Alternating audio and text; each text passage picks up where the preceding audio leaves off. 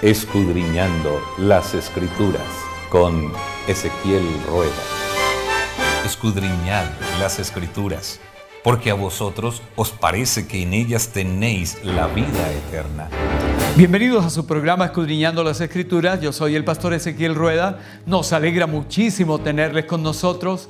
Estamos en el tema de Proverbios. Gracias por compartirlo en las redes sociales. Recuerden también nuestro canal www.esperanzacolombia.tv, un canal con programa para toda la familia. Bienvenidos, tenemos un invitado especial.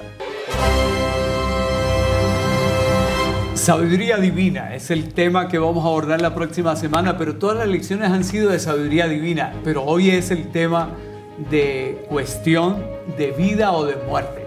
Y tenemos con nosotros al pastor Jonathan Gallego. Gracias, pastor, por acompañarnos. Bienvenido. Gracias, pastor, a usted por la invitación nuevamente. Cuestión de vida o muerte, lenguaje fuerte del maestro Salomón. Sí, Salomón está intentando indicarnos que ser fiel a Dios es un asunto serio, que no es algo simplemente trivial o porque Dios es amor, porque Dios es bueno, simplemente el tema queda así. Tanto que lo ilustra el autor de la lección, nos da una parábola, una enseñanza interesante, ¿no? Que la mamá salió de la casa, acabado de hornear una torta y le dice a sus hijos, no se la coman o recibirán un castigo. Pero los hijos, sabiendo que la mamá es amor, que no los va a castigar, dicen, no, comámonos la torta, que mi mamá no nos va a matar, no nos va a envenenar, y pues terminan desobedeciendo. Pareciera que Salomón nos intenta decir que con Dios no es tan así. Dios es amor, Dios es maravilloso, pero que es una cuestión de vida o de muerte. Sí, pastor, pienso porque tenemos al frente el destino final, el destino eterno, y no Correcto. podría hacer esto así como tan liviano, tiene que ser algo bien de fondo. Correcto. ¿No, pastor? Y debemos prestarle atención porque está en juego nuestra vida eterna. No es un asunto de algo temporal, no es un negocio para una ganancia, no, es la vida eterna que está en juego.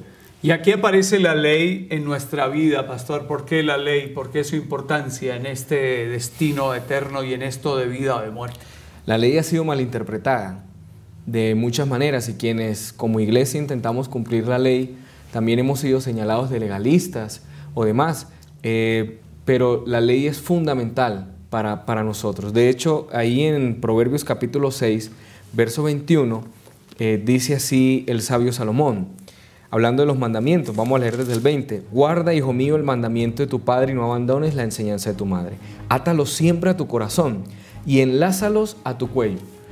Salomón intenta, o Dios a través de Salomón, intenta decirnos la importancia de la ley como si fuera algo literal de amarrarla al corazón o de atarla al cuello, pero es con el sentir de que siempre debemos tenerla presente.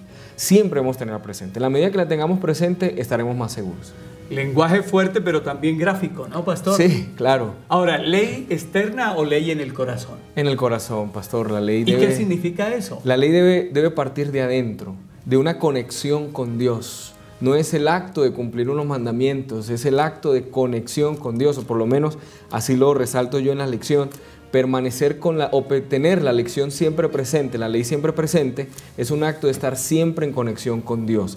Así que es algo interno, es algo que se va a ver en el exterior en la medida que yo guardo la ley, pero que parte desde adentro. No como el joven rico, usted recordará que tenía la parte externa. Él cumplía la ley, pero no tenía el corazón dispuesto a la voz de Dios. Y el Señor se lo hizo revelar y sin embargo se fue muy triste, ¿no? Claro. Esperamos que en este momento los que están escuchando, los que están viendo, puedan entender cuán importante es ley en el corazón, ¿no? Correcto. Sobre todo, a veces podemos confundir el acto de la obediencia como fidelidad. Y el acto de obediencia sin partir del corazón no tiene sentido. La ley para nosotros es como el aire para los pulmones, es necesaria, fundamental para nuestra vida cristiana, pero parte de escuchar a Dios, de conocer a Dios. Ese acto de obediencia es resultado de haberle entregado mi corazón a Jesús. Y note usted que en ese orden de pensamiento aparece la ley relacionada con la luz. ¿Cuál es esa relación, pastor? Bueno, el texto inicial de la lección nos lo decía, ahí en el verso 23, capítulo 6, decía, porque el mandamiento es lámpara.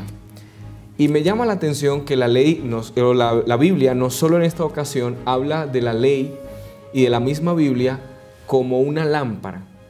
Una lámpara es portadora de luz, no es generadora de luz en sí misma. Así que la ley porta la luz. No es la luz. No es la luz, sí, sí. correcto. La luz es Cristo, que es lo que algunos han malinterpretado creyendo que la ley salva. No, la ley no salva. Quien salva es Cristo. Pero la ley nos lleva a Cristo o porta a Cristo, que es en últimas la luz. Y algo muy interesante al usar la ley como lámpara es el hecho de que la ley misma no es el camino. Tampoco. No es el Tampoco camino. es el camino. Correcto, pero me muestra el camino, me alumbra el camino. Necesito la lámpara para que en este mundo de oscuridad yo pueda escoger el camino correcto. Sin esa lámpara puedo escoger cualquier camino que me puede llevar a perdición, pero teniendo la lámpara de la ley me podrá llevar a un camino seguro. Importante los conceptos del sabio Salomón, relación de la ley con la vida, pastor. Bueno, la vida es Cristo y solo Cristo Jesús. Lo interesante, pastor, es que guardar la ley no me salva y no me da vida eterna, pero no guardarla me hace perdedor o me puede hacer perder la vida eterna. Así que es una relación interesante. No me da vida porque la vida es Cristo, pero sí me ayuda a conservar la vida eterna, que es Cristo Jesús. Entonces, es curioso eso, porque no da vida en sí misma, la ley, pero me salvaguarda de perder la vida. Correcto, y me conecta con el autor de ella, que es vida. Correcto, que es Cristo. Manantial de vida, dice la palabra Así del es, Señor. pastor. Pastor, hay una lucha contra la tentación. Sí. Y entonces aquí entramos en un tema muy interesante porque pues lo habíamos visto con Santiago, pero vuelve a aparecer aquí el Señor. Son los problemas a los que nos vemos abocados diariamente, así que importante ver cómo es esa lucha y cómo podemos enfrentarlos. Quien diga que no es tentado, no está en este mundo. no está en este mundo, correcto. No es Ni normal. aún los seres celestiales fueron tentados en algún momento. Claro, El mismo sí, Jesús señor. fue Ajá. tentado en algún momento. El problema no es la tentación, pastor. La tentación no es pecado. No es pecado. Pecado es caer en la tentación. Así que mientras yo sea tentado, de alguna manera puedo sentir que soy un verdadero hijo de Dios, porque el enemigo quiere hacerme caer. Pero yo debo salvaguardarme de caer en la tentación. El texto que usa la lección allí es el verso 24 del capítulo 6. Dice, para guardarte de la mala mujer, de la suave lengua de la mujer extraña. Pareciera que está hablando de una mujer adúltera que intenta seducir sobre todo al joven, y se aplica, ¿no? Aplica hoy día en un mundo tan desenfrenado, sobre todo en el tema sexual, donde las mujeres ya no tienen ese respeto por sí mismas que había anteriormente. Vivimos en un mundo loco y nuestros jóvenes deben salvaguardarse de esas cosas. Y literalmente podríamos hablar de que deben salvaguardarse en el tema sexual, pero la lección va más allá. La lección habla de que el enemigo es como esta mujer adúltera. Primero te va a tentar en algo que te gusta. Y que Él ha estudiado minuciosamente correcto, al ser humano, ¿no? Correcto. Y que de alguna manera nos considera débiles en ese aspecto. Y número dos, Él nos tienta como esta mujer con suaves palabras. Es decir, Él nunca va a llegar de una manera en forma de diablo como nos lo han pintado. Saldríamos corriendo. Correcto, con tridente y todo, Sí. porque Él sabe que nuestra reacción sería al rechazo. Él siempre, y ese es donde debemos ser astutos, como decía el Señor, astutos como serpiente, pero mansos como paloma, en saber y entender cuándo viene el enemigo sutilmente. Porque muchos, pastor, lastimosamente, han caído por eso, por querer justificar a veces su falta. Hablemos de eso en una sociedad que se desborda en el mal, que todo lo justifica, que a lo Correcto. bueno lo llama malo y lo malo bueno. Correcto. Hay gente, pastor, que podría decir, Dios me mostró que tal persona, como decía la lección, tal persona es la indicada y entonces justifico. Y los encuentra mi actuar. uno, pastor. Correcto. Y muchos casos, yo Sí, conocí sí. algunos casos de hermanos que decían, pastor, es que Dios me mostró anoche en sueño que ella es, pero claro, el resultado no es de Dios. Entonces, ahí donde nosotros debemos tener mucho cuidado en no justificar nuestro acto, por bueno que pareciera, pero que sabemos que su resultado es de mal, debemos tener cuidado de no justificar esa acción. Y pastor, ahí entonces vemos que la gente bajo el disfraz de la fe o de justificar acciones hace lo que quiere, ¿no? Sí, y el mundo está lleno de eso. Incluso guerras se han levantado en nombre de Dios. Correcto, en nombre de Dios, y es justificar una mala acción. Entonces, la tentación en sí no es pecado, pastor. Pecado es caer en la tentación, pero debemos ser cuidadosos porque el enemigo nos va a tentar por donde más nos duele. A usted por un lado, a mí por otro, a cada uno nos tiene estudiado como usted mencionó, y lo va a hacer de tal manera que nosotros no sintamos esa tentación. Es ahí donde la ley entra a actuar en favor nuestro y a cuidarnos de esas acechanzas del enemigo. Sí, y ahora, pastor, me gustaría, antes de avanzar al siguiente tópico, cuando el ser humano insiste en pecar y vuelve y peca, ocurre un fenómeno que al final él llega a creer que lo que está haciendo está bien, ¿no? Claro, y eso es más peligroso todavía, porque es cuando yo intento darle razón aún religiosa y aún hasta bíblica a mi actuar. Y es ahí donde nosotros debemos ser más atentos todavía de usar esa lamparita que nos dejó el Señor, que es su ley, para encontrar el camino correcto. No hurtarás, es otro tópico que aparece aquí, pastor. Claro, la lección nos intenta llevar, o el autor de la lección, a ese proceso que habla el sabio Salomón, o Dios, a través del sabio Salomón, de que un pecado me lleva a otro. Empiezo con la mujer adúltera, que me llama, que sutilmente me invita, pero entonces ya yo empiezo a caer en otra cosa, y a mi mente viene el caso de David. David empezó con una falta, tal vez ni acción, solo de pensamiento. Cuando vio a Betsabé bañándose y demás, él tuvo un pensamiento, no tuvo acción, pero ese pensamiento no frenado. ¿Lo dejó anidar? Anidar, correcto. Lo llevó a una acción, a la acción de llamarla, a tomar pues la autoridad de rey y acostarse con ella, luego a mentir, luego al asesinato, luego, bueno, a todo lo que llevó a David. Y eso es lo que nosotros debemos cuidarnos, que cuando caemos en un error nos lleva a otros. Así que adulterar y robar es técnicamente lo mismo, en el sentido de que si yo quebranto un mandamiento, como dice Santiago, pues al final me hago culpable de todos. Y lo otro que mencionó la lección que me pareció interesante es cuando yo intento justificar mi pecado por una buena causa. Sí, y hablaba, por ejemplo, intención, ¿no? Correcto, hablaba, por ejemplo, del caso del versículo 30, donde dice: no se desprecia el ladrón, aunque solo robe por comer cuando tiene hambre. Entonces surge la pregunta: yo tengo hambre, mi familia tiene hambre, ¿justifica mi acto del robar? Podríamos decir, pero tiene hambre, pero robar es robar, y es una cuestión de vida o de muerte. Lo mismo en el sábado, que a veces nuestra hermandad sufre en el tema del sábado, en sus trabajos, su parte laboral. He escuchado a muchos hermanos decir lastimosamente: pastor, ¿qué hago? Necesito trabajar, necesito dinero y por lo tanto justifico mi quebrantamiento del sábado. Pero es una cuestión de vida o muerte, pastor. Así es. Y note que hay mucha gente que dice: pero Dios no es tan severo, Dios sabe que mi familia está aguantando hambre, que yo necesito... Siempre Correcto. esa tendencia, ¿no, pastor? Correcto. Y cuestión de vida o muerte, porque está la eternidad en juego para nosotros. Sí, y el tema es cuando yo hago de pronto el acto consciente, que es lo que habla la mujer adúltera. Cuando es un error que no teníamos planeado, no teníamos calculado, pues de alguna manera la misericordia de Dios está ahí presente, aunque siempre está presente.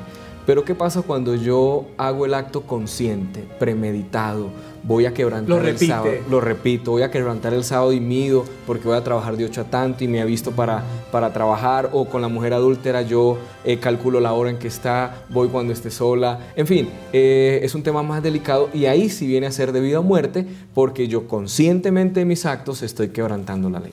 Ahora, frente a esa problemática que acaba de mencionar, pastor, se habla de la amenaza de muerte. Sí, la amenaza de muerte es precisamente eso. Ahí Proverbios 7, 22 y 23 habla del adúltero indefenso ante la mujer adúltera o que lo invita. Pero ¿por qué está indefenso? ¿Quién lo metió en ese terreno? ¿Quién lo llevó hasta allá? Pues él mismo. Él tuvo la oportunidad de decir no, salvaguardándose en la ley, diciendo no, yo no puedo cometer este acto y quebrantar el mandamiento, como lo hizo José. José fue tentado, él estaba en una situación comprometedora, llegó la mujer de Potifar a seducirlo, seguramente él sintió la tentación, pero en la ley de Dios y en el amor a Dios encontró su escudo. Entonces se convierte en una amenaza de muerte de alguna manera a mí mismo cuando yo no coloco la ley por delante y yo mismo, consciente, me coloco en un terreno muy peligroso. Pastor, y acaba de mencionar eso, la ley es un cerco, una protección, un muro. Qué importante eso. Claro, pastor, es lo que la gente de pronto no ha logrado comprender o nosotros no hemos sabido. Lo valioso, lo esencial que es la ley. No lo hemos sabido explicar. La ley no es un capricho de una iglesia, no es un capricho de la Biblia, es un cerco para nosotros. ¿Quién se beneficia de guardar la ley? Nosotros. Dios directamente no. Toda una bendición. Claro, ¿quién se beneficia de no robar? Nosotros, de no matar, nosotros, de cuidar al prójimo, de no mentir, de guardar el sábado. O sea, somos nosotros los beneficiados al final de todo el proceso. Pastor, y cerrando todo, Satanás está permanentemente ofreciéndolo todo al ser humano.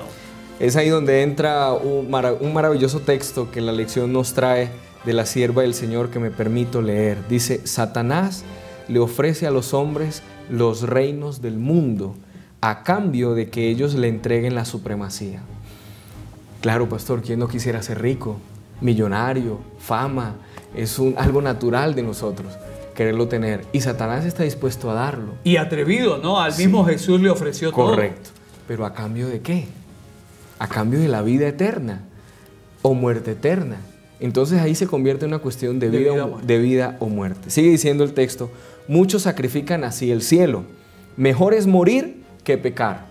Tremendo. Mejor es necesitar que defraudar. Mejor es pasar por hambre que mentir. Y la siguiente cita que está allí escrita dice, prefiramos la pobreza al oprobio, el oprobio, la separación de nuestros amigos o cualquier sufrimiento antes que contaminar el alma con el pecado. Claro, no está hablando de la pobreza tan exacta, porque Dios es bueno, yo no he visto justo desamparado ni su descendencia que mendigue pan. Pero en caso dado, la sierva del Señor, por inspiración divina, nos dice, es mejor la pobreza, es mejor la necesidad que fallarle a nuestro Dios. Pastor Jonathan, muchísimas gracias. Nos ha ayudado a entender que hay asuntos que son de vida o de muerte. Así es, pastor. Gracias por acompañarnos. Gracias a ustedes. Dios los bendiga, pastor. A ustedes que nos han acompañado en el programa Escudriñando las Escrituras, muchísimas gracias. Les invitamos a seguir compartiendo en las redes sociales. Deseamos para ustedes las mayores bendiciones, no sin antes recordarles cada semana el estudio de la lección de la Escuela Sabática en este canal. Bendiciones. Hacemos nuestros ojos,